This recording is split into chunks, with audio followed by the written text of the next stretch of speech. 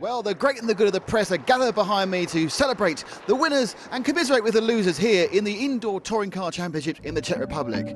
But who were the winners? Who were the losers? Find out here in our comprehensive report of the A-finals today.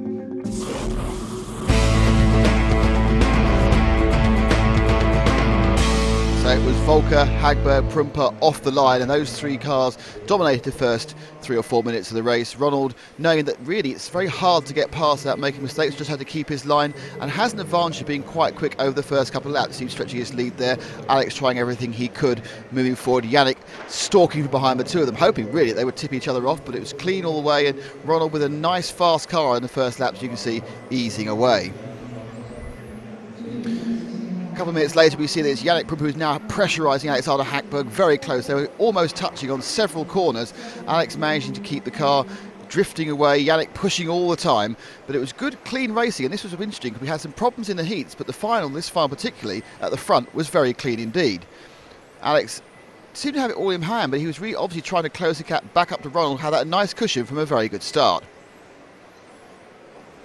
Coming in a couple of laps later, it's Alex from Yannick. Yannick has been really in the back bumper, and you see he eases back off, and suddenly we've lost Yannick. And apparently what happened is he had a wiring issue with this motor. The motor wire had broken down itself, leaving Alex to drift happily into second. And we can see there Yannick pulling off the back with no real power.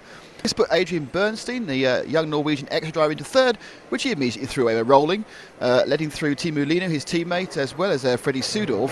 And then the kind of confusions he's trying to get back up to speed again with the succession of cars, and there's Dominic Fleischmann there as well, led Stenko Zudnak, the mystery driver from Czechoslovakia, the local boy, to zip through to actually take a 5th place overall behind Freddie, and a superb performance. Back up the front, RONALD VOLKER was cruising to victory, lapped Adrian Bernstein by this point, and behind him Alexander HAGBERG, keeping him honest but just not on the pace. So lights to frag win for RONALD VOLKER. Second place was Alexander HAGBERG, third was Teemu Leino, fourth Freddie Sudorf, and star of the show Zdeno Kunat, the local boy. Let's hear from him now in 5th place.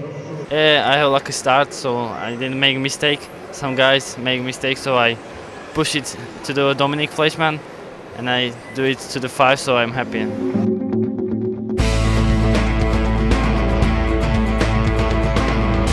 So a win in leg 2 for RONALD VOLKER would hand him his second consecutive Indoor European Championship. Could Alexander HAGBERG or even Yannick Prüemper do anything about it? Well, the cars went off in grid order, and in fairness, this was not an exciting race. RONALD, with that extra speed, he's got the first couple of laps after, just managed to ease away from Alexander HAGBERG, who also managed to ease away from Yannick Prüemper, and these cars circulated, in fact, for the rest of 5 minutes pretty much in that order. Further down, we then began to see quite an interesting battle actually for a while between the 3rd, 4th and 5th drivers. Here we are, that's Prüemper, Bernstein and Teemu Leino. Leino in the white car. Prüemper having it really all his own way. We're about to see the only overtaking manoeuvre of the entire race. Bernstein blocking and trying to keep his teammate from X-Ray. Leino behind him there, cuts in very tight stuff. Leino looking all round there. It's quite a nice move this, right up the point where he gets past, just a little wide there, tips him. Now, referee said no harm, no foul. I suppose Bernstein did go a tad wide previously. But back to the front. And RONALD VOLKER has been majestic during this championships. 5 straight heat wins and now 2 straight final wins. In a second you're going to see the biggest mistake I've seen him make all the time. Look, 2 wheels there on the last lap, but he comes across, become the European Championship. RONALD VOLKER, Indoor European Touring Car Champion. RONALD VOLKER, congratulations. 2 easy wins, another European Championship. Thank you very much. It was not easy. My car was a little bit better in practice in the last qualification round, but I'm really, really happy to win again the European Championship.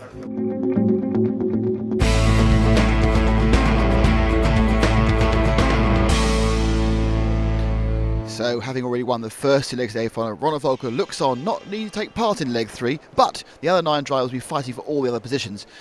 We have HAGBERG from PRUEMPER here, both with the best chance at getting 2nd and 3rd, and indeed they would have fight for most of the first half of the race. HAGBERG made a good start, he's got a good car. PRUEMPER really trying to hold on to his coattails, but he did make a couple of really quite good moves. It was a very clean fight, and as we can see later on, with the little mistakes that Alex was making, his car wasn't handling very well at this point, it seemed, but Yannick coming inside, outside, but always not touching and making sure he stayed on the right side of the referee's decision.